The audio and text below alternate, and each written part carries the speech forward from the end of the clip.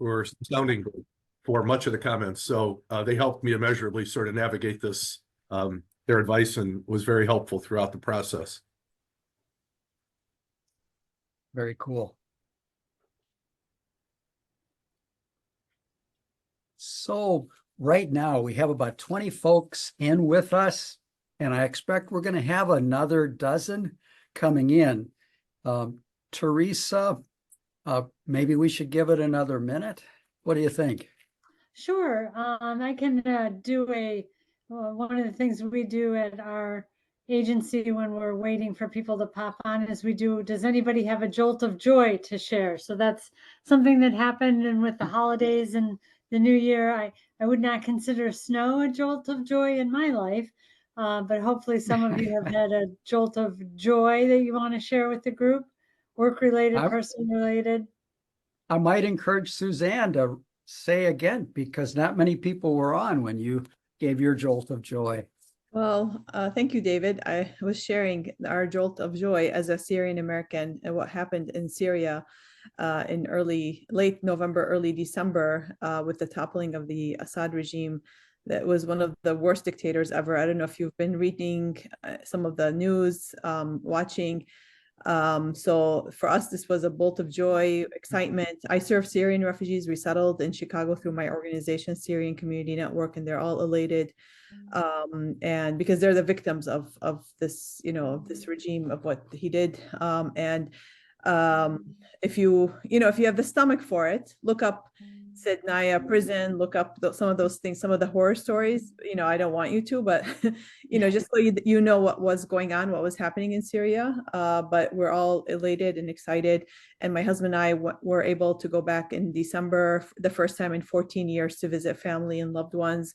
And it was so amazing. And people are celebrating. If you look on Instagram, just put Syrian people celebrating New Year's and seeing just all the New Year festivities with the new flags and just the joy that people have had, and the Syrian refugees that I serve also, just their elation, more. And so we're so grateful to God and so grateful to everyone that has supported the Syrian refugees here in Chicago and everywhere. So it's gonna be joy.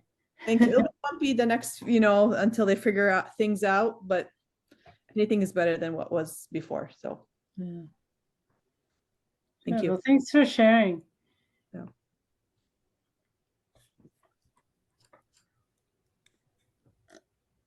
What do you think, Dave? Should we give it another minute or two? I think we might be ready to go. As we're going to get a lot in today, and 2:03, and we're at about 38 now. So we'll have a few more coming, but I think we're good to go. Great. Well, we'll go ahead and get started. I want to welcome everybody to the quarterly meeting of the Council of Community Leaders for the DuPage Federation. It's a new year and excited to see everybody here. For those of you who don't know me, I'm Teresa Forthover. I'm the president and CEO at Easter Seals DuPage and Fox Valley, and chair of the board for the directors of the DuPage Federation. And if you're not familiar with Easter Seals, we're a pediatric rehabilitation organization. If you need to know more information about our organization, feel free to Google it. We will have an opportunity to introduce each other and yourselves later in the meeting as we move into breakout sessions, but we want to be sure we reserve time for the topics of today. And I just want to remind everybody that it's our job as the Council of Community Leaders to identify issues that are beyond any one of us to handle on our own, and that we need a sector of different voices and different experiences to come together to recommend actions and strategies and resolve those issues together. So thank you for bringing your voice to the discussion. Dave always does a great job of helping lead topics of discussion that are important to all of us in the efforts that we are focused on. I'm going to invite Dave to share an overview of today's meeting. And I just want to mention that I'm going to be going from video to phone at about 3 o'clock. So if I disappear, that is why, but I will still be on the call, but I'll have Dave wrap it up if you can. I have another meeting that I have to get to, and I have to drive to it. So with that, Dave, I'll let you take the wheel. Thanks, Teresa. And welcome, friends. It's good to see all of you. Hey, I want to ask if you'll help us measure the impact of this group. Danica is dropping a link to a registration document, and we'll ask you to fill that out. That's one means by which we measure our effectiveness. So I encourage you to go to the chat, pull that link up, and complete that registration. Today, we've got 3 important items that we're going to be considering. And with each one of these 3 items, we have something that we're asking of you. And these 3 tasks today include, number 1, we're honoring collaborative civic leadership. Mark Senek, immediate past village president of Glen Ellen, is with us as we recognize his leadership for planning affordable housing. In the meeting, those of you who've been a part of that work in Glen Ellen, we're inviting you to be ready to share your own regard for Mark after we have some pronouncements to make. All of you, your ask from us is that you pay close attention to what it is that Mark has accomplished and set out for yourself, how is it that you take this learning, this model, and put it to work in the municipality or township where you live or work. This is a model that is wonderful. Second task today is regarding building a strong workforce for health and human services. We're thrilled that Lauren Wright of Illinois Partners for Human Service is with us to share a campaign that's in development. Our request of everybody today is to react to Lauren's presentation. What questions, concerns, recommendations, other items do you have to strengthen the campaign? Task number 3 today is preparing for the change in federal administration. We're going to break into groups of 8 to 10 for roundtable discussion. In that discussion, we want you to consider your constituents, your organization, and your sector, and ask or respond to the question, what changes are you anticipating? What risks and opportunities can you envision? Our request of all of you is to listen closely to your colleagues working in areas that might not be familiar to you. And please bring your own voice into the round table. After this meeting, our request of all of you is to let us know if you'd like to help us evaluate how effective that kind of conversation is to prepare us for the work that's ahead and help us to identify ways to improve. Those are the 3 tasks and the asks that go with them. And now I want to move us right into an honoring for Mark. And I'm going to take a minute to share my screen.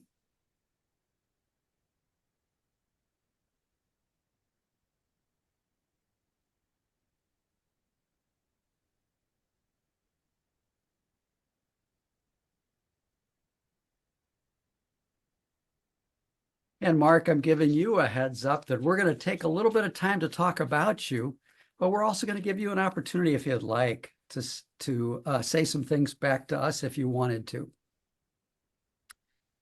Mark is the former village president of Glen Ellen, and he's also served as a trustee on the village board.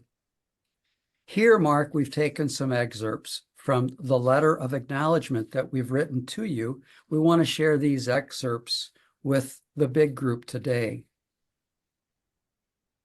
We appreciate, Mark, the vision, precision, persistence, patience, and thoroughness that you brought to leading the decision-making process in Glen Ellen regarding that parcel of land on Roosevelt Road. You led a process that brought professional study and analysis to the housing needs of Glen Ellen and a detailed report that gave attention to those groups that are most distressed by the lack of safe, accessible, and affordable housing. You led a process that engaged the full community in multiple meetings to consider the analysis and bring feedback, input, and preferences. Community members shared their hopes and dreams, their fears and concerns as well. And as a leader, you led the village board and staff to listen closely. You honored the input. You followed up by investigating experiences in other communities, studies of community impacts, and you clarified the costs and benefits around specific strategies, carefully responding to every concern that was raised.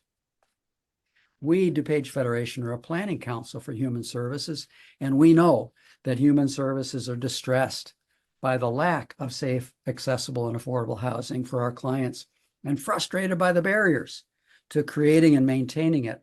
We're thrilled that your leadership resulted in the sale of a parcel that will be used to create safe, affordable, and accessible housing that meets the needs of Glen Ellen residents. Thank you for your wonderful leadership. Thank you. There are, I'm honored by the privilege of attending the meeting and joining you today. hey, there are some others here with us today who have been a part of this process, and I'm inviting them to step forward now. Julia Evans, I think I'll start with you, and there are others here who may wish to speak as well. Well, certainly. Hi, Mark. Hi, Judy. I'm here to talk about you and what, your leadership in Glen Ellen, but I also hope that the comments that we hear today will inspire others in other communities to do similar work. So I'm a disability advocate from Glen Ellen. I'm a parent of an adult son who needs supportive housing in his community. This is why I became involved. And I've been a part of this effort for the past 4 years since we began discussions on bringing accessible, affordable, and supportive housing to Glen Ellen. So I've seen Mark's leadership close up over those past 4 years. And my involvement has been through 2 avenues, DuPage United and as a leader of a group of families and people with disabilities in Glen Ellen. Mark's process and his leadership allowed the local disability community to be seen, heard, and valued. And we've almost to the finish line with approvals in Glen Ellen for this project. And it wouldn't have happened without the leadership and vision of Mark. It's been invaluable. And we've already been using what we've learned in Glen Ellen to do this work in other communities in DuPage County. So Mark, I thank you from the bottom of my heart from speaking on behalf of many others. Thank you.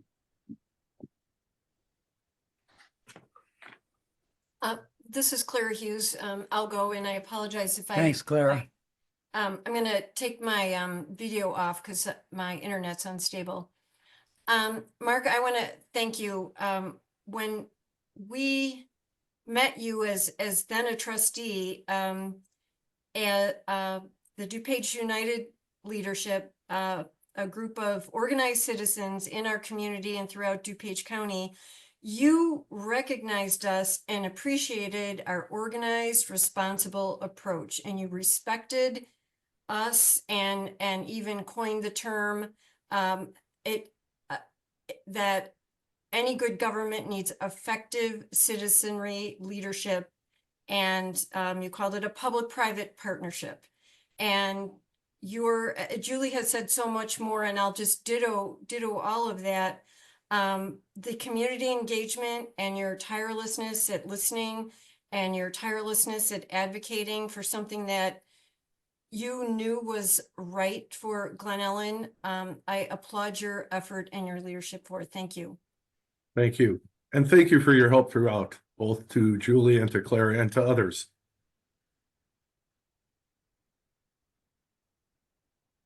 Now I see others with us today who've been a part of the campaign. Would anybody else like to speak? Roger, please go ahead. Yeah, Dave, I'll go. And of course, ditto everything that Julie and Clara said. Mark, we've worked with you for the last 3+ years through DuPage United and through our allies. And I've got a laundry list of positive things, but I'm going to narrow it down to 2 that I really appreciated in our work together. The one was how you promoted open communication to allow the Glen Ellen residents to, even those with differing opinions, you gave them a platform to voice their point of view. And, whether they agreed with the final outcome or not, no one could say that they didn't have an opportunity to express their opinion. And it was really your leadership that allowed so many people to express what they thought was best for Glen Ellen. In the end, the thing that really I appreciated the most is that you emphasized facts over misinformation and bias. You built a case in favor of affordable, accessible, and supportive housing that really nobody could dispute. And it was inspiring to hear you build that case and how thoughtful it was and how well put together it was. I mean, I was so impressed. As Julie mentioned, the work continues. We just had a meeting prior to this meeting to discuss our approach to the Plan Commission that's coming up. But we wouldn't be at this stage without your strong leadership and collaboration with us. And I certainly hope that you will continue to be involved in other aspects of Glen Ellen as we move forward. Thank you, Mark. Thank you, Roger.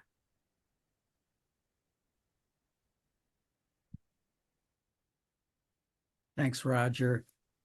Is there anyone else who'd like to speak? My screen doesn't allow me to see all of the faces here, so it may be somebody's raising their hand. I want to make sure I'm not missing that. So please speak up.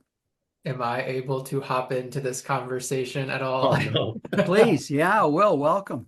This might make them a little nervous, but I just wanted to introduce myself to everyone. Hi, I'm Will Sunick. I am Mark Sunick's youngest of 3 boys. And I just wanted to thank everyone who offered sentiments about my dad as a trustee, as a village president, and just kind of ensuring accessibility and equity in the housing domains. I know my dad catches a lot of heat and I don't always see eye to eye with him, but I really appreciate the similar feelings I share with you guys, particularly that he will always hear you out.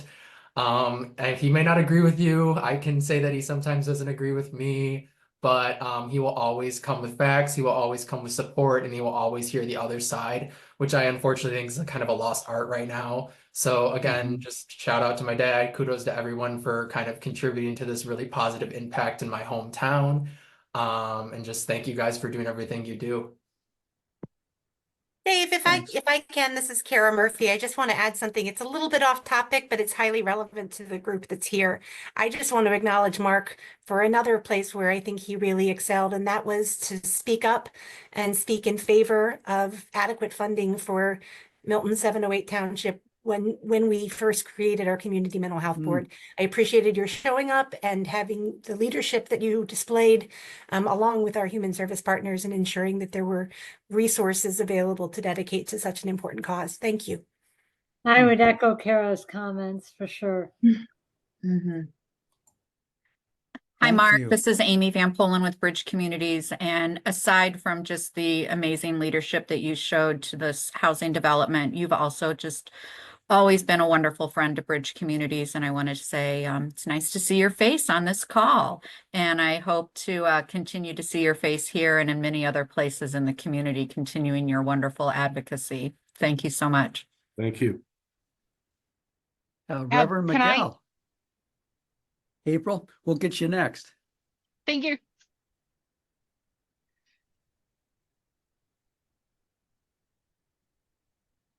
Have I lost you, Reverend Miguel? Yeah, I got it here. Sorry. I Okay, missed good. I missed to put my audio. I'm sorry, everyone. Yeah, I want to very thankful for all this hard work I've been doing about the affordable housing. I just want to bring it now to open our minds that be more inclusive about the people, that give the opportunity to the people who's no documents to be able to reach this opportunity, especially moms, single moms, or people in need.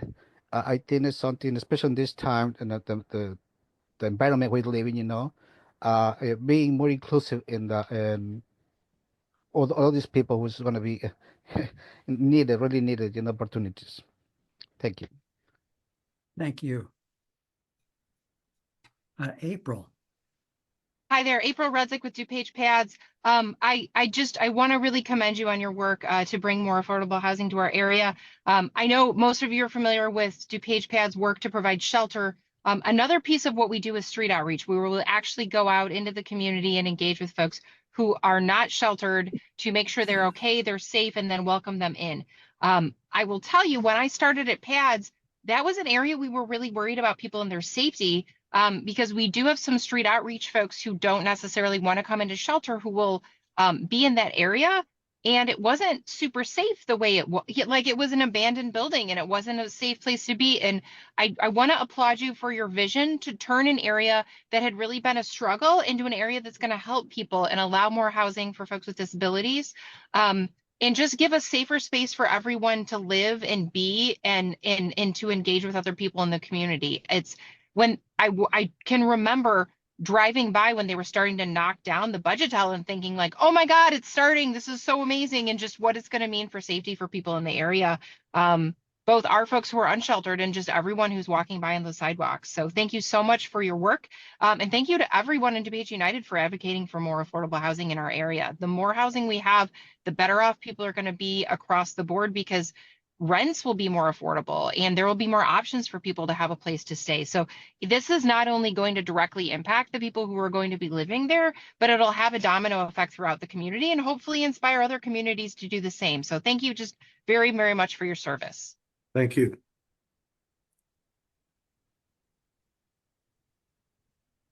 Thank you, April. Mark, you're not obligated to speak, but this is your opportunity if you would like to. So let me just say, how thankful I am for the recognition of the effort. I'm truly appreciative, but the true credit for this effort goes truly to the residents of Glen Ellen, to the trustees who are on the board with me, to the village staff, all of them. It couldn't have been done without everyone. And so the credit goes to the community as much as it goes to any single person in the community. And, my approach has always been, even apparently with my own children, is to try to listen, do my homework, and then really have the courage to go out and advocate for what is right. It was never a political issue for me. It wasn't Democrat, Republican. It was what was good for the community, what was the right thing to do. And I cared little about the consequence of taking the position that I took and advocating strongly for it because I thought it was the right thing to do.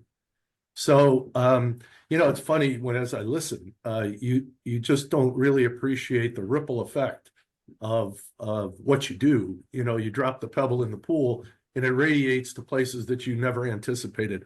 And I can only hope that the good things that people have said actually come to fruition, meaning that other communities are inspired and maybe feel that they can do the same thing that has been done in Glen Ellen, and that they can use the experience we've had to make it a little bit easier on their communities to embrace this concept, because it's really not as challenging as some would make it out to be. But what we tried to do is listen, and DuPage United and all the people, many on the call today, they were the voice of the people who need affordable housing. And they stepped up and they made sure that I and others heard that voice.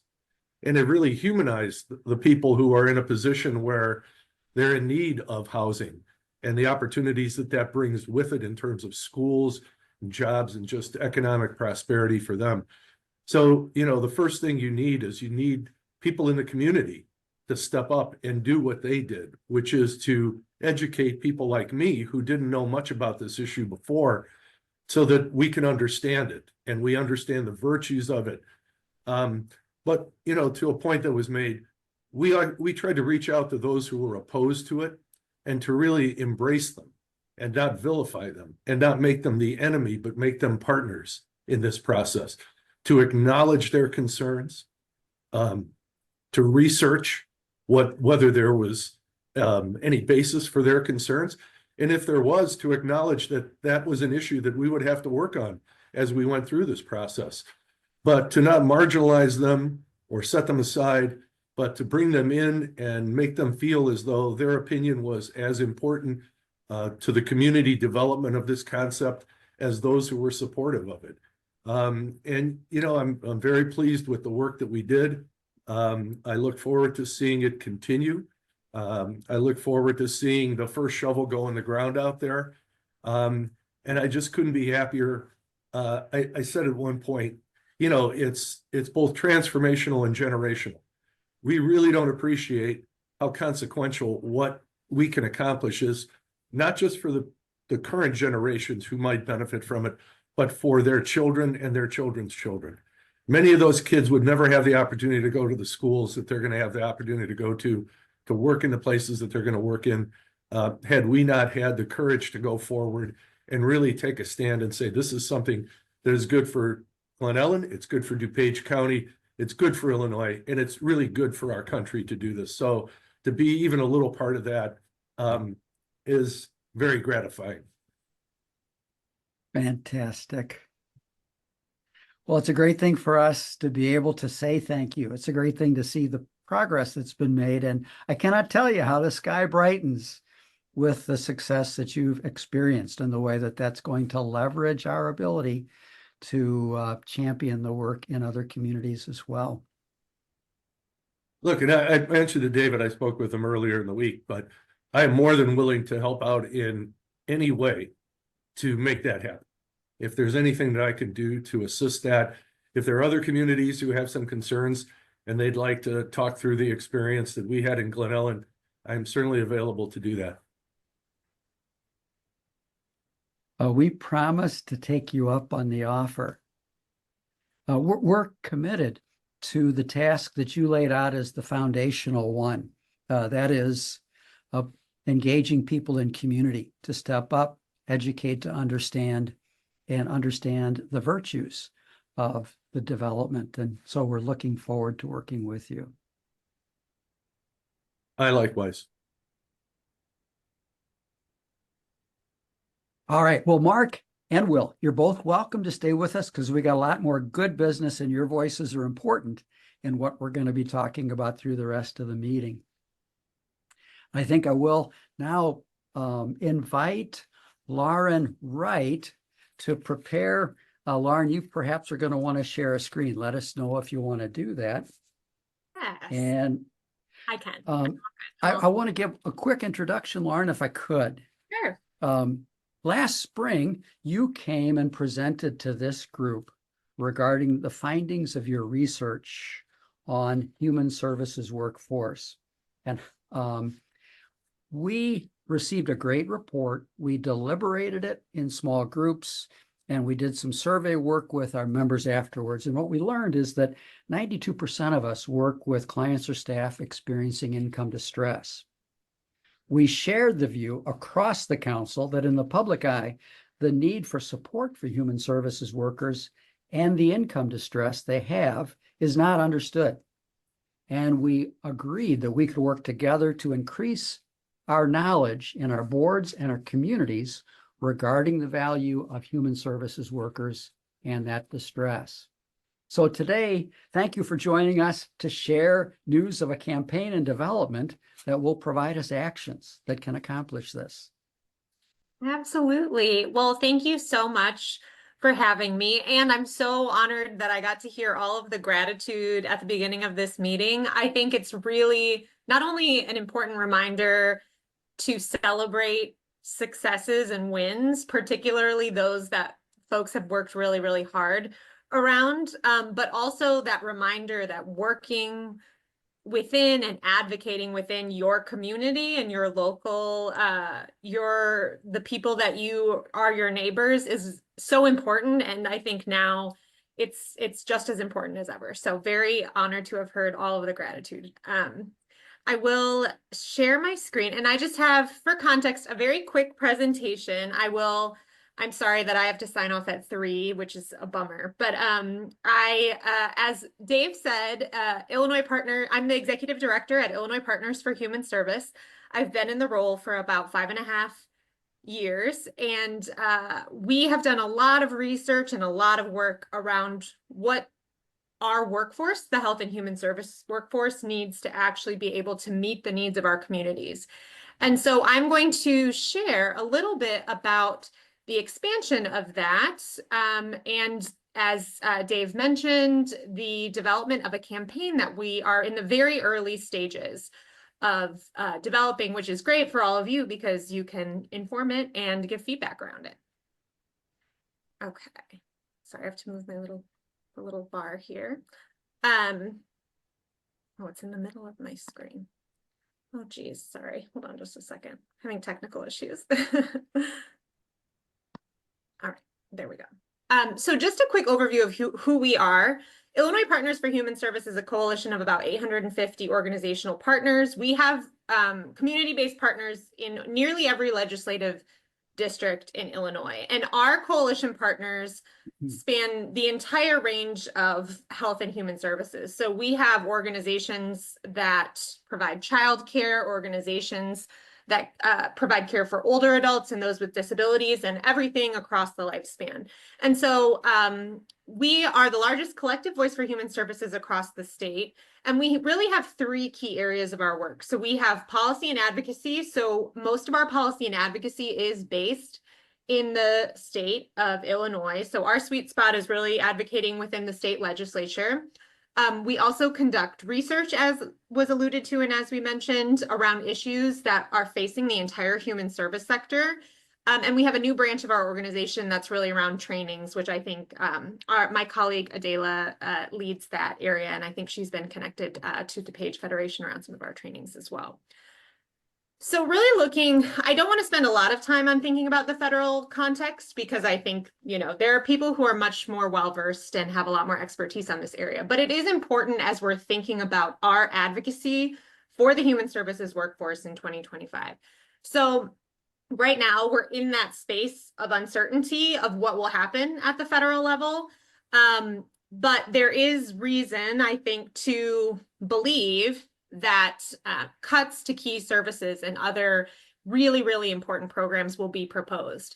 Now, whether they actually happen is yet to be seen. And I've really tried to strike the balance of acknowledging the possibilities without letting that anxiety fuel me forward as we think about what our action plan, where we should channel that anxiety and where we should channel our advocacy efforts. And so if you want to dive deeper into some of this, what's on the horizon at the federal level, I will be a part of a webinar next week in partnership with Forefront, which is a statewide nonprofit association that also includes foundations. They will be having speakers from Independent Sector, which is a national advocacy organization for nonprofits.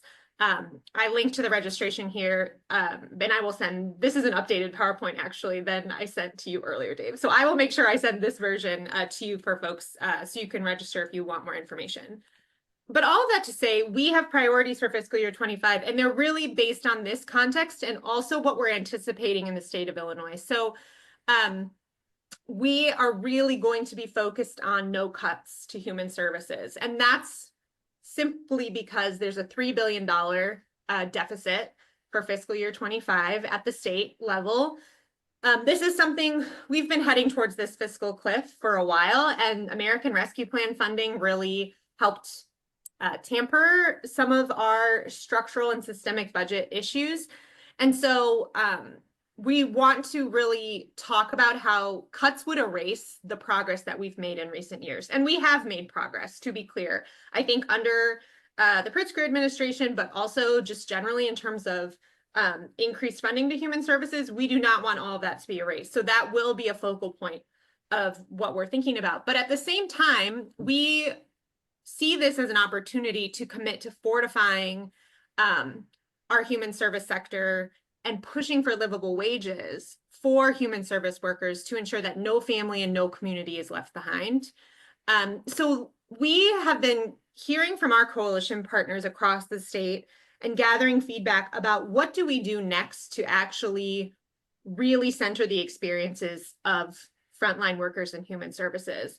And we sort of came to the idea that we need to shift to more of a campaign style type of advocacy that works to primarily, first and foremost, put the onus of responsibility back on the state of Illinois for being the one that consistently undervalues community-based human services by the ways in which they value reimbursement rates and contracts. We know that this is a persistent problem, and we know that it not only affects providers, but it trickles down and really affects how providers can pay their workers, while also acknowledging that in times where we have historically had budget struggles in Illinois, human services have been the first to go. They've been the first to be cut, and we want to get ahead. We not only want to get ahead of that, but we also want to show the interconnectedness between high quality services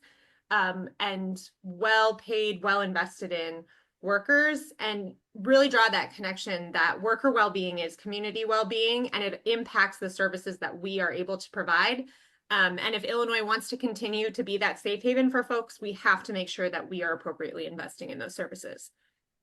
So as we were exploring a campaign, we were really inspired by the Just Pay campaign out of the Human Service Council of New York. So this is a city-based coalition, but they do both city advocacy at the city level and the state level in New York.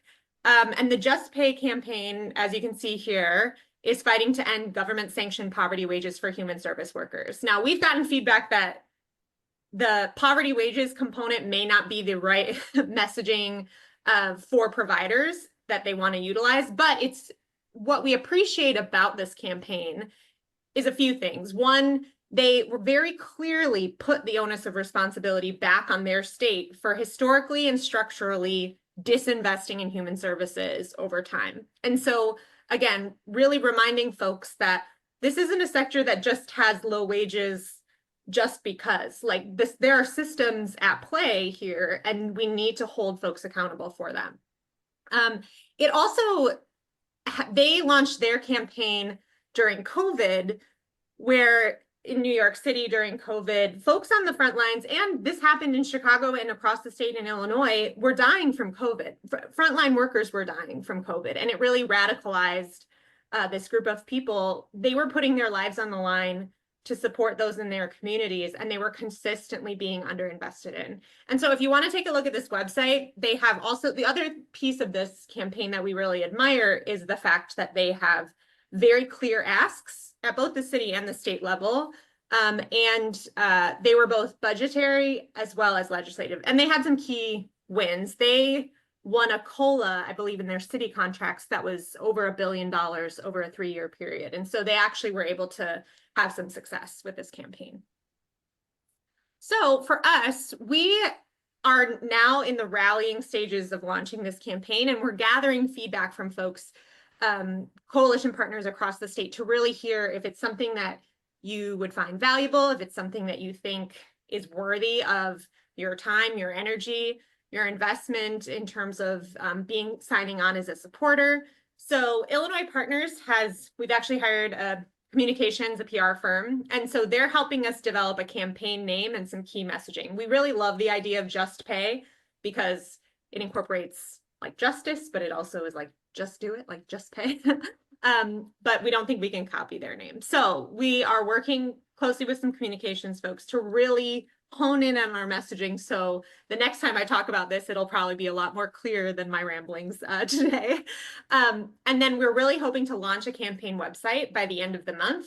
And we have 2 launch events scheduled in February. One is a virtual Zoom webinar. The registration will be going out by next week for Friday, February 21st. And then we will have an in-person event, Advocacy Day in Springfield, where we've reserved the rotunda. We're hoping to really fill up the Capitol, schedule meetings with our legislators, and really talk about why these issues matter and why investing in human services is important now more than ever. So that's a very quick overview. I'm sure I missed some things. And again, I will share this presentation with folks, with Dave and his team, but I'm happy to answer any questions or hear any thoughts, concerns, anything at all.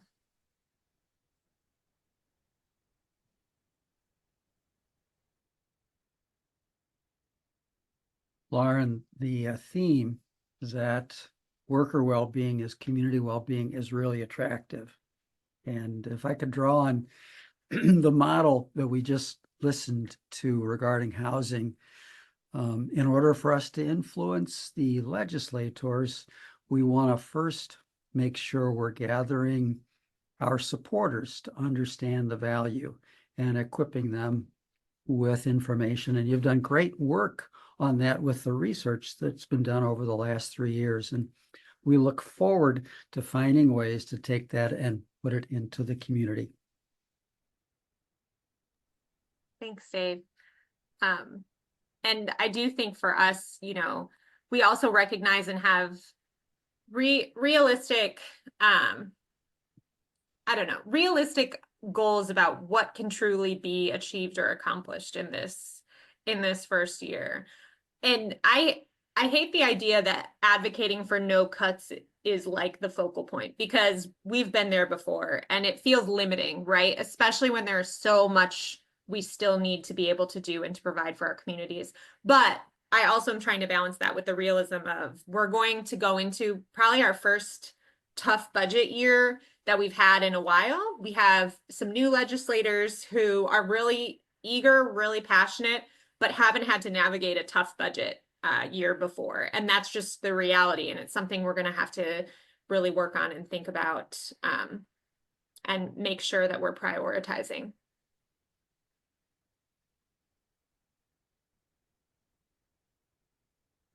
And I know this might not relate to everybody, but one of the things that I worry about. Okay. Teresa, you've gone. Sorry, can you hear me now? Yeah. Yes. For children with disabilities, the reimbursement rates are just terrible. And what we hear sometimes is that, oh, but Medicaid and EI got increases last year. The Medicaid increase gets us to 2007's reimbursement rate. So we got a 14% increase, which was like $3. And it got us to where we were in 2007. So it's still costing us 3 times the amount of reimbursement to provide a service to children who, would have more likely independence later in life if they were getting the services they needed early in life. So I think that's one of the things we have to be really clear about in communicating the human service cuts, because I think there's this misnomer for people who haven't been around for a long time, like me, to say, yeah, great, but you got an increase last year. Oh, great. So are we back in 2007 or is this 2025? So I think that's one of the things that, hopefully can be communicated. That it drives me insane. That's one of the things that just drives me crazy. Yeah, it's such a great point, Teresa. And I think I really struggle with this too, of striking the balance of knowing that increases are good, but they are not enough, and they do not actually cover the cost of providing services, like rarely, if ever. And when you couple that with what we're putting out a new report in actually this month, oh my gosh, at the end of January, that I think some of you participated in, which I really appreciate, around this idea of the myth of overhead, how human services are expected to do the absolute most with the absolute least, and to not put any money towards administrative expenses, even though when you partner with the state of Illinois or get funding from the state of Illinois, they have exorbitant reporting requirements that take so much time and energy, but you're not allowed to invest in human capital to address those reports. You all know I'm preaching to the choir, but that your point, Teresa, though, I think is really well received in that no increases are also cuts. And so we maybe need a new word. We need a new word or something that really highlights how problematic it is. So I have a question. What role do you see municipalities playing in delivering human services, or at least in participating in that? In my time on the board, I can tell you the municipalities, some of my colleagues were of the mind that is not a municipal function. Mm. That is a function for the county. That's a function for the state. That's a function for the federal government. But municipalities, that's not something that we do. And we tried to develop a fund by which I think we got up to about $100,000 that we would then allocate to some of the not-for-profits in the village, Teen Parent Connection or Youth and Family Counseling or some of the other ones. And it wasn't a lot of money, but it was something. Mm. Do you see the municipalities being able to play a role in delivering human services in the way you described? Yeah, I absolutely think local leadership and leadership within municipalities matters a lot. And it matters in terms of influence with state legislators as well, like the folks who represent Glen Ellen and other areas, and that's their district. And then especially when you have progress being made, especially when you have stories to show impact, I think it matters a great deal. Now, I also think that like when you get down to that level, I'm not going to say that, you know, municipalities have all the power to change some of these really deeply rooted structural and systemic issues, but your advocacy and your connection to your community matters a great deal because you're at the heart, you witness and see the impact of investment in these organizations. And I think those stories and the clarity with which you've been able to lead on specific issues, in obviously in your case, affordable housing being a key one, those are things that I think really matter to the state legislature. And so I would say that it's really, really important. And I do think the more we take care of each other as much as we can, that fund of $100,000 it's exactly what communities everywhere. Think if every community did that, like what kind of impact that would have across the state. There's really that ripple effect that you were alluding to earlier. So I think sometimes when we have these huge structural issues, it can feel really like, what power do we have? But this is the perfect example of the significant power we have to communicate the impact of investment to our state legislators and beyond. Oh, that's a great point, April. That kind of like tactical, tangible office space piece, like there are other ways to support that aren't always financial that I think make a huge difference for organizations. Those are all very, really good points. I mean, from my standpoint, there was a comment made about the mental health board and participating in that. And, I try to get Glen Ellen to be more active in that particular area because the consequences of that fall very much, locally in the neighborhoods to the people, to the friends, to the people who live in the communities. And so for me, it was always money well spent to make that investment because you got more of the return on that investment in your community by providing assistance in areas of mental health and affordable housing. 100%. And 708 boards are a great example of like when those work well and when you actually are able to invest that back in the community and back in issues that your community is really facing, there's just a huge impact of that. So 100% agree. Absolutely. I need to thank you, Mark, for those comments. And Lauren, thank you for an incredible presentation and a hopeful view for the future. It's important for me now to move us into the next task on our agenda because for technical reasons, we've got to get some things done before the 2:52 minute comes. Oh. So, Lauren, thank you. And I promise you, if folks have additional input that they would like to bring to the campaign, please share it with us and we'll share it with Lauren. This is good discussion. And my mind is spinning about the ways that we have conversations, Mark, based on your comments in municipalities to tell the story of value there as well. Yeah, thank you so much, Lauren. So I want to encourage Danica to get us set up for our breakout groups. In about 3 minutes, we're going to be going into those groups, and I'm going to do a couple of comments about preparation for that. As our new president takes office soon, there will be an effect on human services. There is a lot that's unknown, yet a lot of good thinking is going into preparation. Across the specialties in the human services bandwidth, impacts vary and they intertwine and they overlap and they affect each other.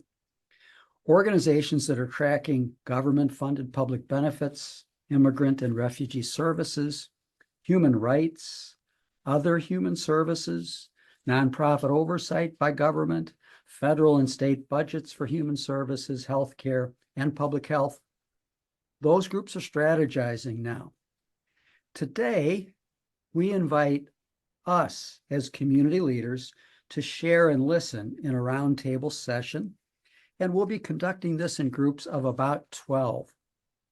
The goal is to improve mutual understanding of the potential impacts in our diverse organizations and sectors.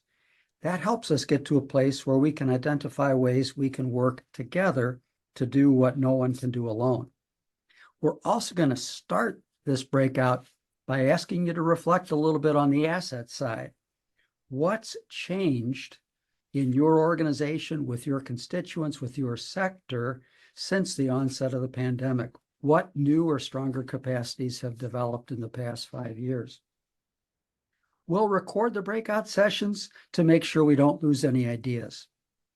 We'll create a summary of the things shared to expand your knowledge beyond your own breakout session and to identify steps that DuPage Federation should take to support human services in coming days. And I'm going to say something that we all know, but it's worth repeating at this time, that like the League of Women Voters and NAACP, DuPage Federation is a nonpartisan organization, and we strive to engage leaders who desire effective collaboration for a strong human services system, regardless of party affiliation.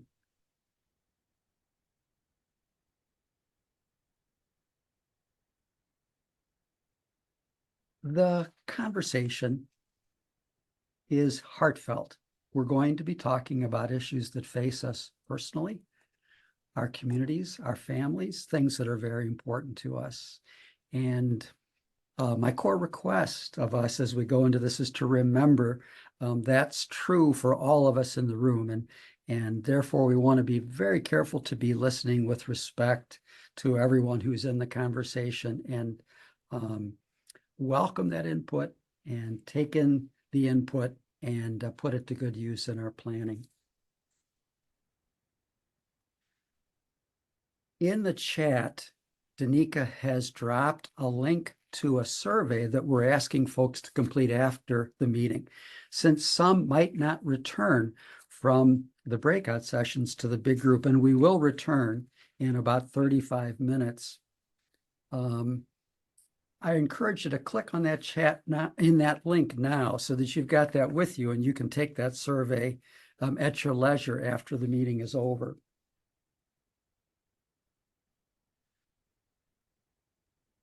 Otherwise, Danica, are we set? Yes, we are. Okay, we're going to break out into 3 groups, and there will be facilitators there to walk you through question and discussion. And look forward to seeing you back here in about 35 minutes. Thanks.